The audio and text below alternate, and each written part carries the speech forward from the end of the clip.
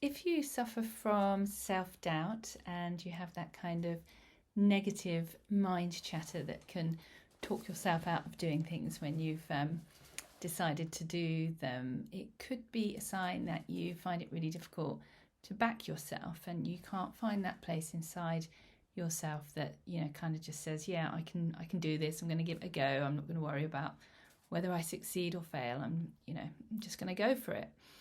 And it's possible that that's because you either had maybe some tough experiences when you were young, or some tough experiences that happened in your family and people didn't recover from them very quickly. Or it could just be that you were around people who didn't get a lot of encouragement and support, or you didn't have a lot of people around you to give you that support, and so you kind of end up second guessing yourself. And there's all these things you want to do. You want to play big, but you end up playing small because you don't you talk yourself out of things. You find a million reasons why not to do something. You say, I'm going to go to this thing at the weekend, and then all these reasons why you're not going to do it. Oh, the car might get a flat tire, or I might break down, or it might rain, or I don't know, there might be no one else there, or all that stuff.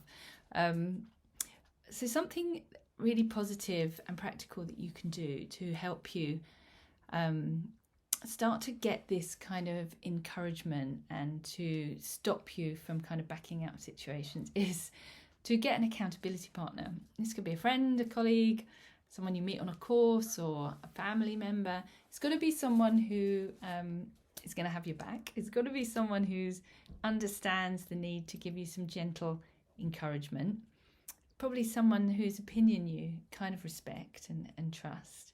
And that you're literally going to feel accountable to them. So, pick something that you want to do. It's a bit scary, it's a little bit out of your comfort zone, but something that you really want to do, and that you think, oh, I'm probably going to find a reason not to do it.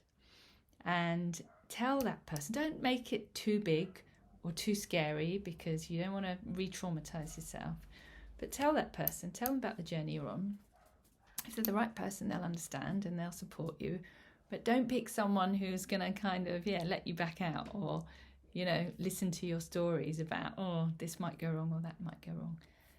And then go and do the thing. And then maybe while you're there, you can text them or send them a little video update or WhatsApp or whatever, and just say, I'm here, it's looking like this, and I'm going to try this or whatever. And then you can send them an update a bit later on and say, well, I did this and it was like this, and, and then go. And even if it's not your perfect experience, right? It doesn't have to be. The point is, you're putting yourself out of your comfort zone. You've got a bit of support and encouragement. You don't want to let them down. You don't want to let yourself down in front of them. And you're also rewiring kind of neural pathways in your subconscious and nervous system, that you can do these scary things that you'd normally talk yourself out of. And, it doesn't have to go disastrously wrong. And even if it does go disastrously wrong, it doesn't really matter. I mean, as long as you don't come to any harm.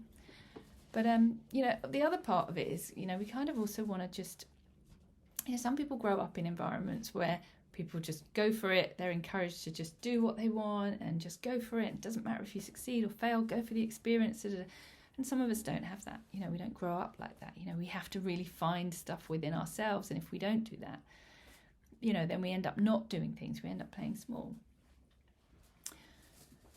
So this way we can do little things with a bit of support until we do bigger things and, more daring things. And then we want to find that thing within ourselves, because we can't always go to our friend or our accountability partner and ask him. The idea is that we keep doing things and we build up, the strength and resilience and have more positive experiences, so this negative mind chatter and self-doubt doesn't keep creeping in. Because, the chances are we've probably got some, anxiety or feeling a bit lonely, or there's a bit of an emptiness or a bit of a void where we need that confidence and that feeling of, I've got my own back, I can back myself, I know I can do this. And for some of us, it's much harder to find. So we want to recreate that sense and build that within ourselves. Because, actually, we can only really fill that void ourselves. We can go to external relationships for it, but long term it's not going to work, and it can lead to codependency.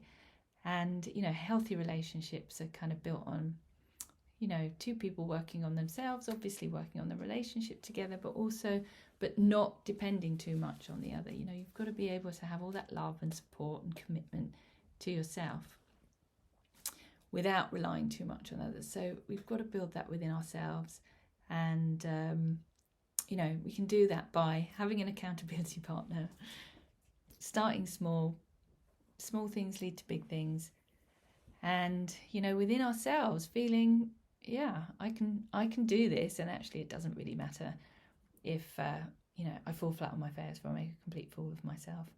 I'll pick myself up and go again, but that probably comes later if we're having a bit of an anxiety crisis and a panic attack. So we want to get out of that, and we want to rewire our systems and retrain ourselves and change these sort of negative patterns that really hold us back and keep us playing small, when actually we could really be playing big. So give it a go. Let me know how you get on.